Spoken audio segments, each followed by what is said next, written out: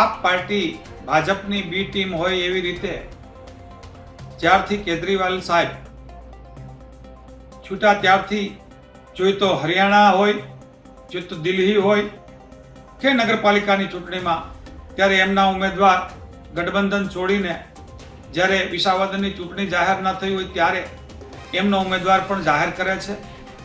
ચૈતરભાઈ ઘનશ્યામભાઈ પટેલ ભાજપના પૂર્વ પ્રમુખના ભાગીદાર છે. એમના નામની માહી નામની કંપની ચાલે છે.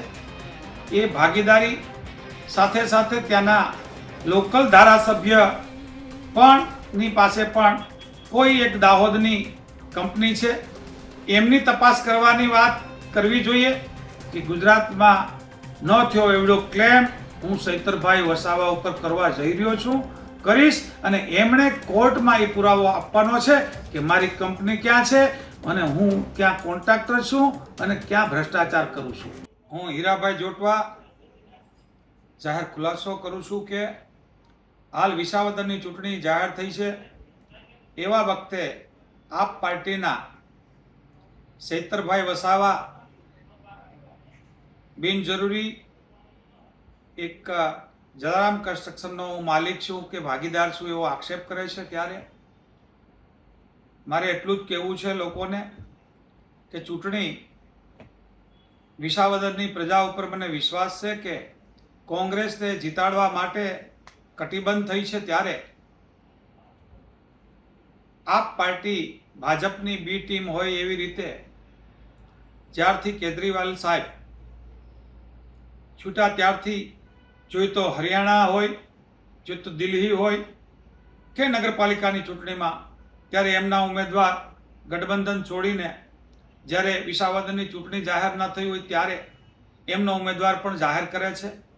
અને ભારતીય જનતા પાર્ટીને નિશાન બનાવવાને બદલે જ્યારે એક મંત્રી ઉપર તપાસ ચાલતી હોય, એની તપાસ કોંગ્રેસે કરાવડાવી હોય, ત્યારે યોગ્ય દિશામાં તપાસ ચાલતી હોય ત્યારે એમની સાથે મારું નામ જોડીને હું એમનો ભાગીદાર છું, લોકોનું ધ્યાન ભટકવા માટેનો મોટો પ્રયાસ કર્યો છે કે જે એમણે સીધું ભાજપને મદદ કરવાનો ઈશારો કરે છે.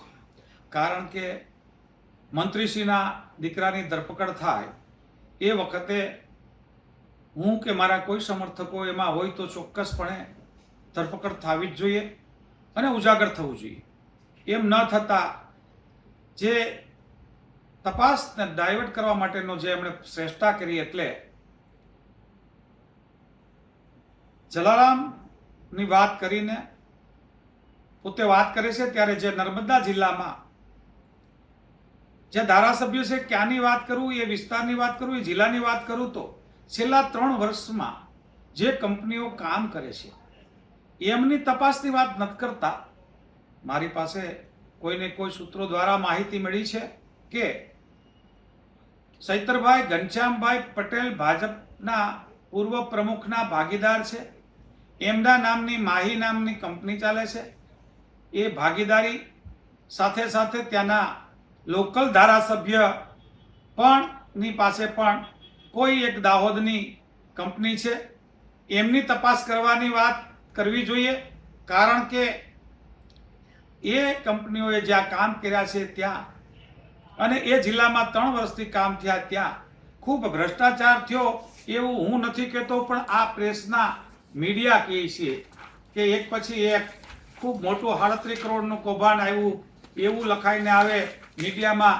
અરે આ તપાસ છે એમને પડતી મૂકીને પોતે એ જે ભાગીદાર છે ભારતીય જનતા પાર્ટીના પૂર્વ પ્રમુખની હારે એ વાત છોડીને જ્યારે કોઈની ઉપર આંગળી કરે છે ત્યારે મારે એમને કહેવું છે કે ભ્રષ્ટાચાર જેણે કર્યો હોય એને પકડીને પૂરે, પણ કરોડોનો ભ્રષ્ટાચાર નથી થયો હશે કે નહીં થયો હોય એ કાગળ ઉપર છે, ત્યાંની ઓફિસને ખબર છે. પણ મને એ ખબર છે કે મને જે માનહાનિ પહોંચી છે, મારા એક કોંગ્રેસના સૈનિક તરીકે જે મારું માનહાનિ કર્યું એનો હું આજે એક સૌથી મોટા ખુલાસો કરું છું કે ગુજરાતમાં ન થયો એવડો ક્લેમ હું ચૈતરભાઈ વસાવા ઉપર કરવા જઈ રહ્યો છું, કરીશ, અને એમણે કોર્ટમાં એ પુરાવો આપવાનો છે કે મારી કંપની ક્યાં છે અને હું ક્યાં કોન્ટ્રાક્ટર છું અને ક્યાં ભ્રષ્ટાચાર કરું છું.